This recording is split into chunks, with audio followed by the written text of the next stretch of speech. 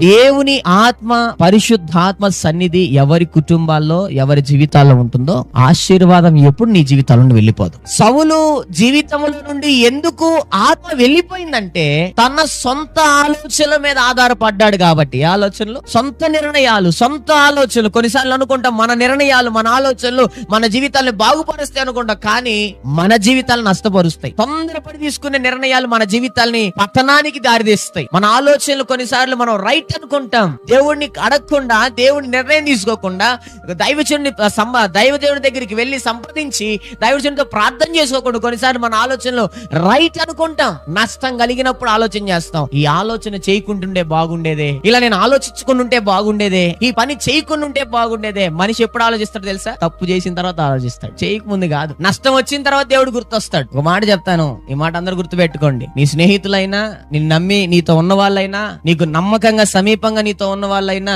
నీ దగ్గర అన్ని ఉన్నప్పుడే ఉంటారు. నా దేవుడైతే ఏమీ లేనప్పుడు కూడా నీతోనే ఉంటాడు. నువ్వు జీరోగా ఉన్నప్పుడు నీతో ఉంటాడు, నువ్వు రోగిగా ఉన్నా నీతో ఉంటాడు. ఎవరు ఉండరు నీతో శూన్యంగా అంత శూన్యం అయిపోయి నీతో ఒంటరిగా ఉండి నువ్వు ఒక క్షణం ఆగిపోయినప్పుడు ఎవ్వరు లేరు కదా, ఎవరు నన్ను ఆదరించేవారు లేననుకో, నేను అంటాను నా దేవుడు నీతోనే ఉంటాడు. ఆయన